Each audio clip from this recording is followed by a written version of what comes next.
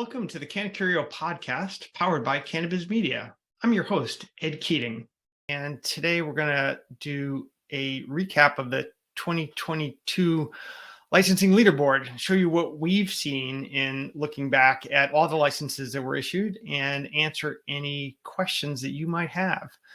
So to begin, we wanted to start off with some level setting, which is really how many licenses are out there and what categories do they fit into.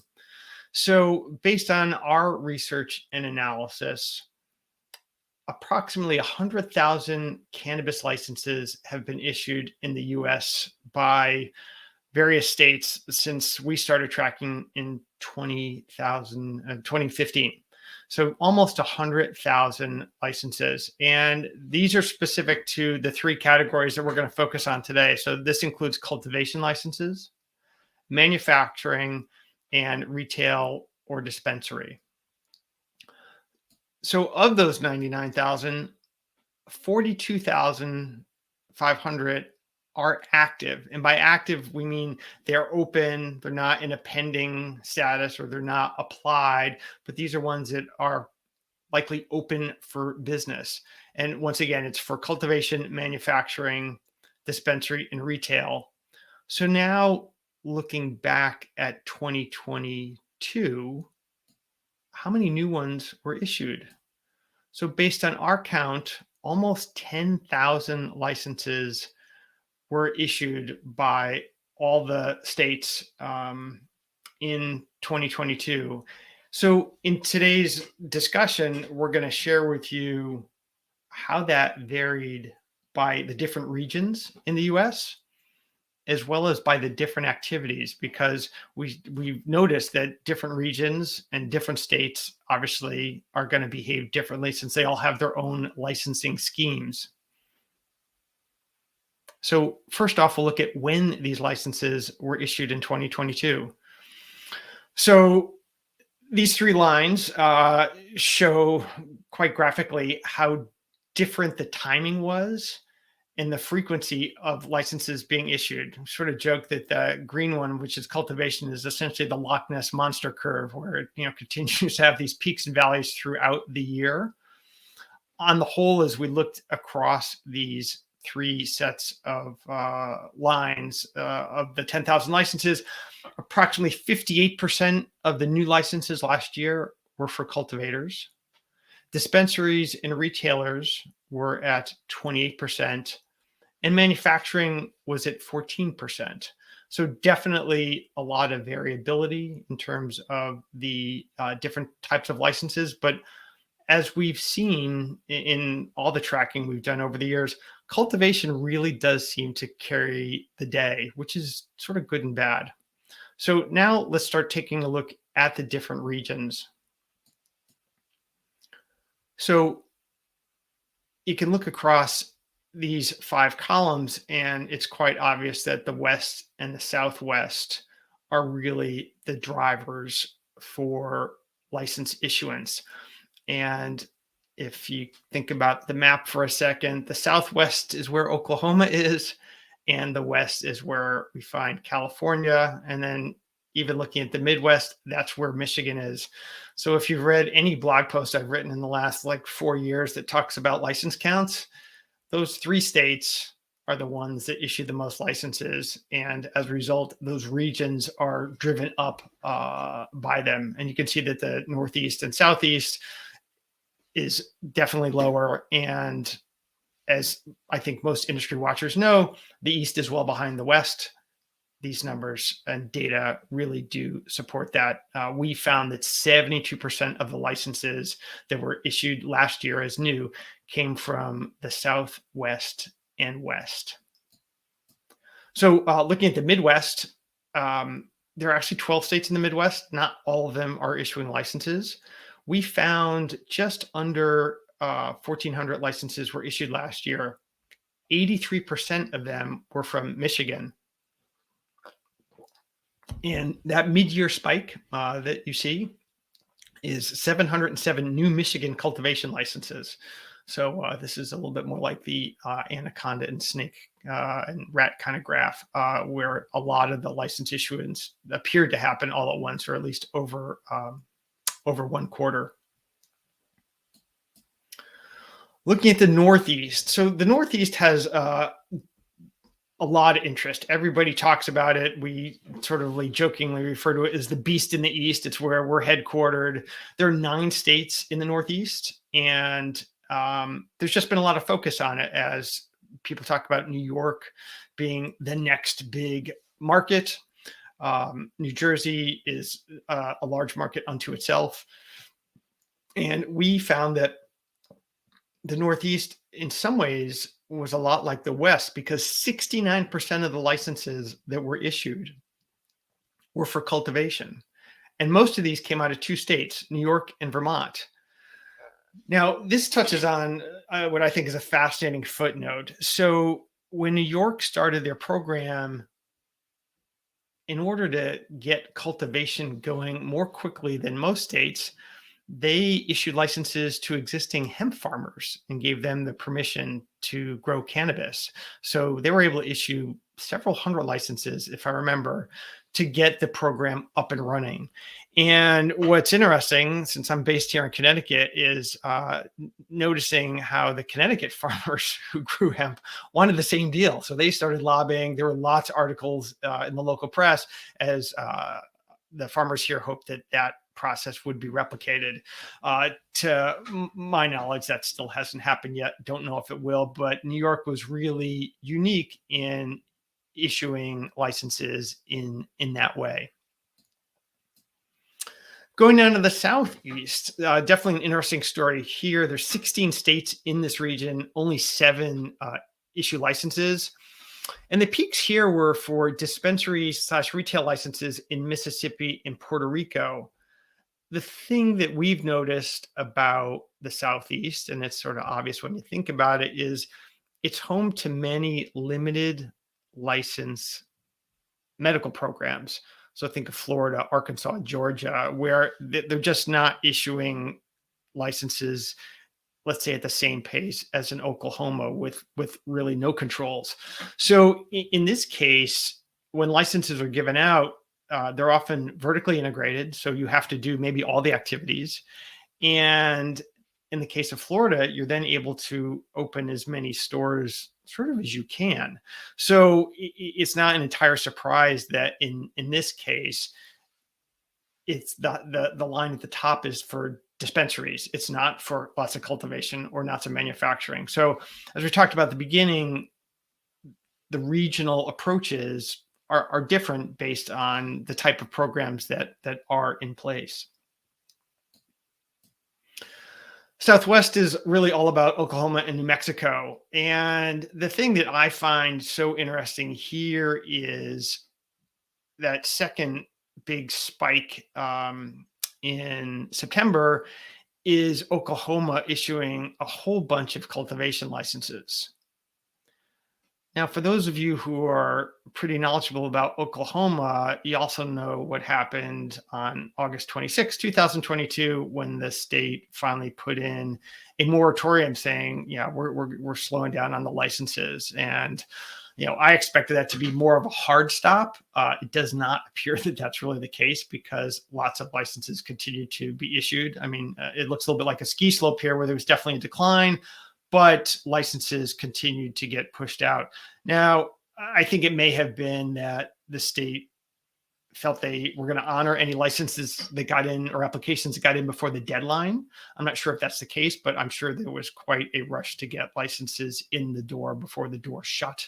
We'll see how it plays out. I think there's definitely going to be fewer licenses in 2023, but it's certainly an interesting story as other states contemplate moratoriums. Oklahoma's got one, but it doesn't look like it's sort of fully active yet. And then looking out to the West, home to many legacy markets, Alaska, California, Colorado, Oregon, Washington. A lot of cultivation. 71% of the licenses went to cultivation, with retail and dispensary only at 19%. This is a challenge. The West has really struggled.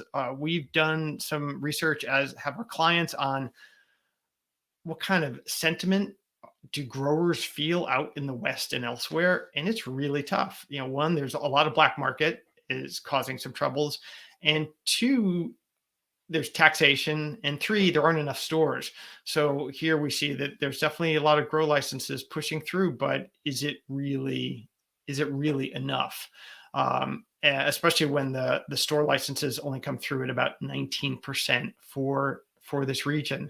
So, truly some challenges as these different markets behave differently and issue these licenses in sort of waves. So, as the markets continue to mature, it's something that we'll definitely have to keep an eye on in terms of what is the future going to be, and are we going to see what some call extinction events. So next, we're going to take a look at regions by activity.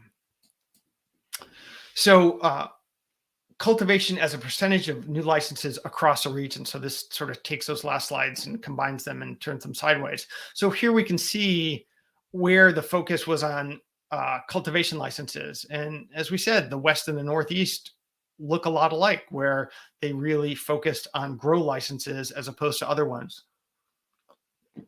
The Midwest and Southwest were a different tier.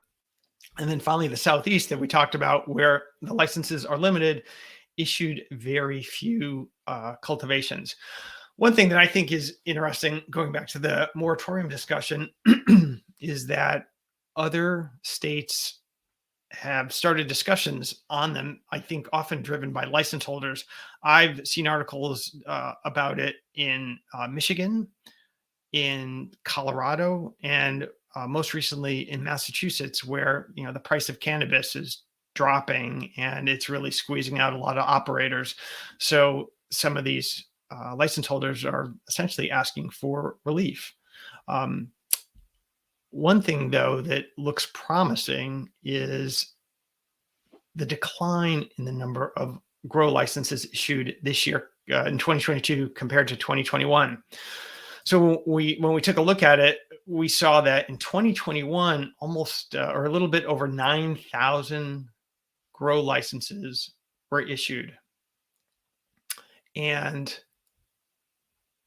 2022, that number dropped by about a third to just over 6,000. Still a lot of new licenses. And, obviously how many existing licenses, stayed in business or went out of business. So it's not the total number, but it's certainly showing that the rate of increase appears to be declining, which is likely a very good thing. So looking at manufacturing, quite a different look as you go across the different regions. The Southwest is a leader, and it's driven by Oklahoma.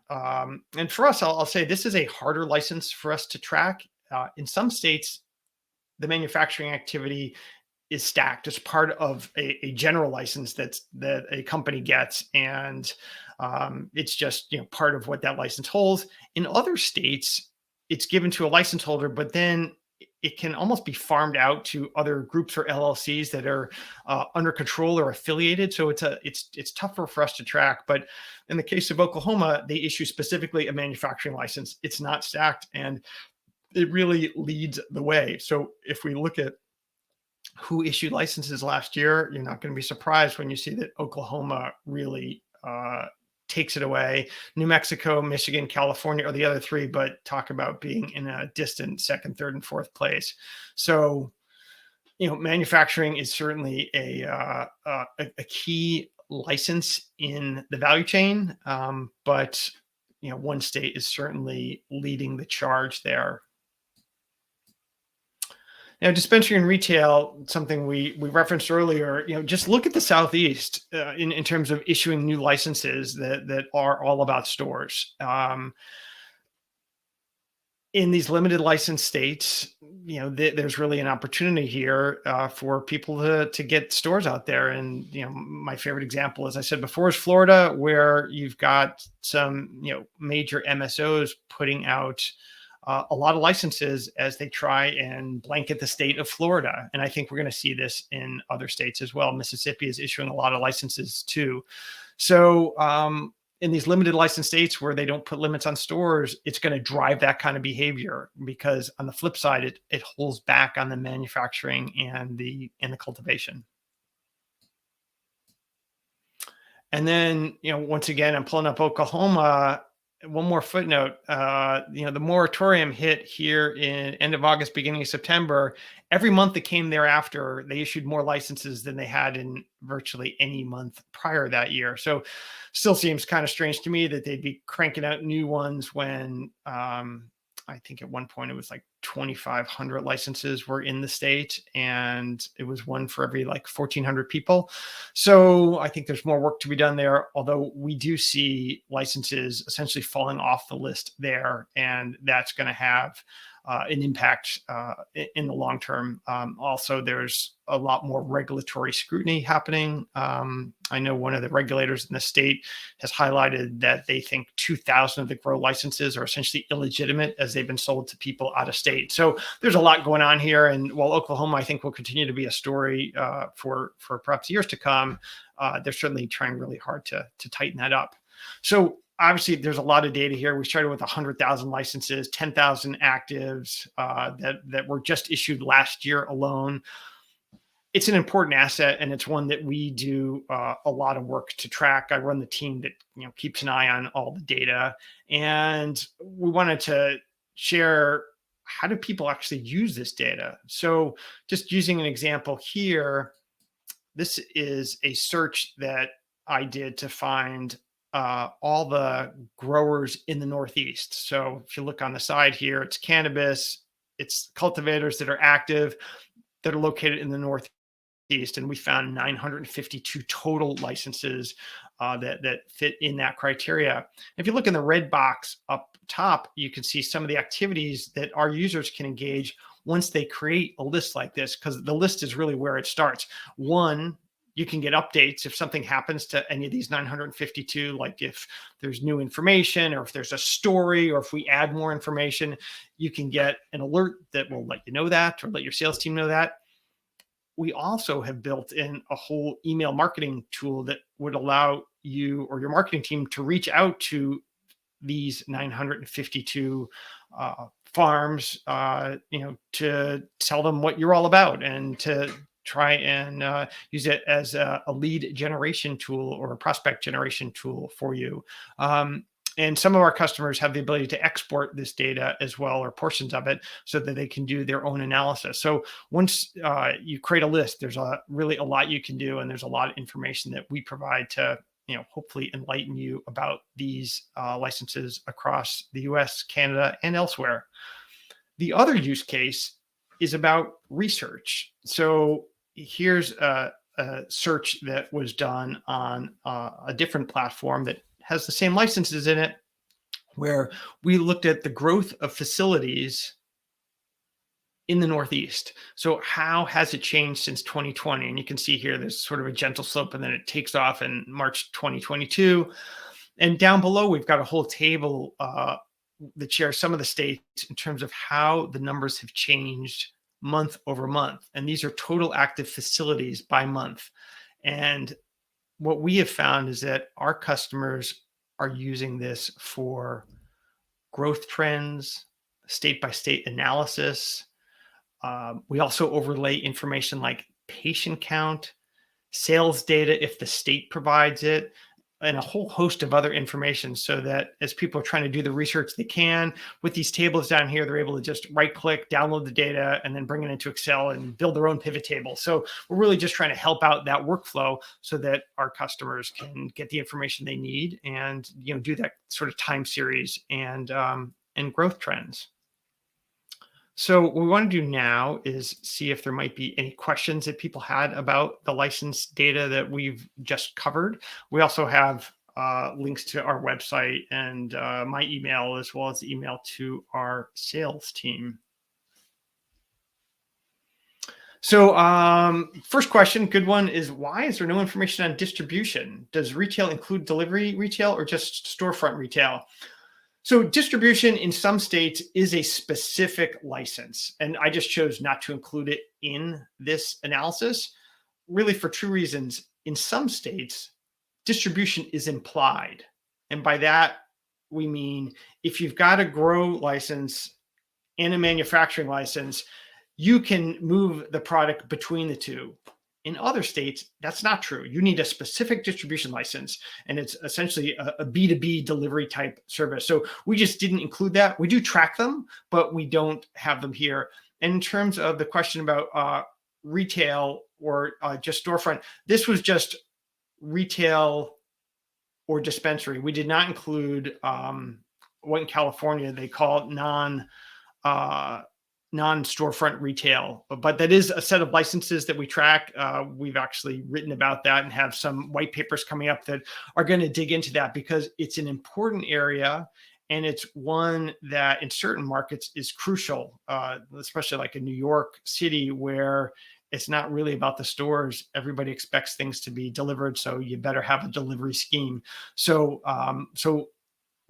stay tuned into the blog because we'll be covering more information on that. And it's certainly in the database right now.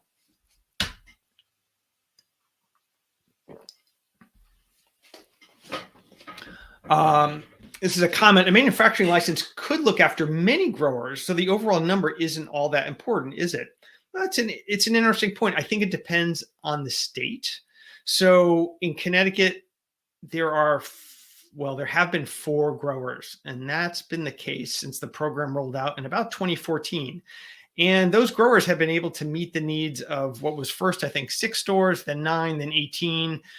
And the state felt comfortable rolling out the adult program when the threshold of like 250,000 square feet was met. So you're right. It is a lot about capacity. Can the capacity be met? So it's going to depend on, sort of what the state is trying to achieve. In Oklahoma, as we saw, they're just giving out those licenses. And, is the quantity important? I don't know. I would say that manufacturing license in a place like Connecticut or Florida, where it's built into the existing license, is way more valuable than the one that somebody purchased in Oklahoma for $2,500. So I think it's a context thing where it depends on the state, but it does support why the overall number just doesn't tell the whole story. So I would agree, Brandon.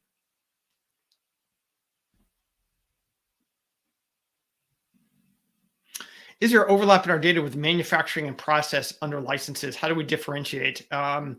We tend to reserve manufacturing for cannabis and processing on the hemp side. So there may be some overlap. I'd have to actually, pull up the data and see, but processing tends to be something that we've tried to say is more about hemp as opposed to manufacturing. But some states are kind of pushing us a bit where they are differentiating those licenses.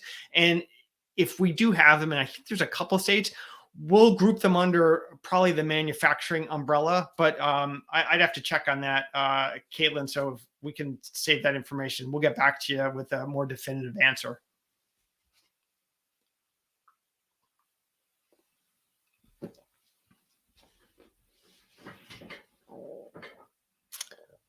All right. Well, it looks like we've exhausted the questions so far. So I thank you for dialing in today and asking great questions. Our contact information is here if you've got additional questions you want to follow up with or you think about something afterwards.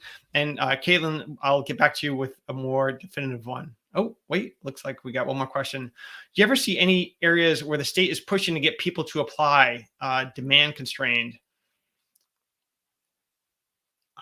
I can't think of a case where that has happened. I do know there are cases where people have been surprised at how few applied, but usually it's the other side where 30,000 applications come in, or it starts off really slow and then suddenly there's an onrush. So I haven't seen it happen that many times, but my team may know of some other examples where that may have occurred, but that seems less likely unless you've got some examples that I'd love to hear. So,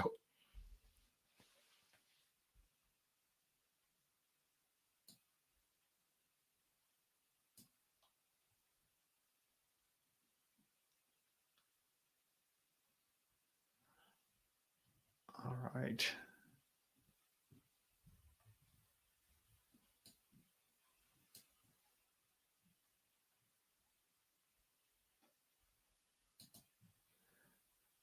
right. Well, thanks again, everybody, for your time. And as we said earlier, if you've got more questions, don't hesitate to reach out, and we'll look forward to doing this again, hopefully in a couple months. Thanks so much for joining us on today's podcast. I'm your host, Ed Keating. Stay tuned for more updates from the Data Vault.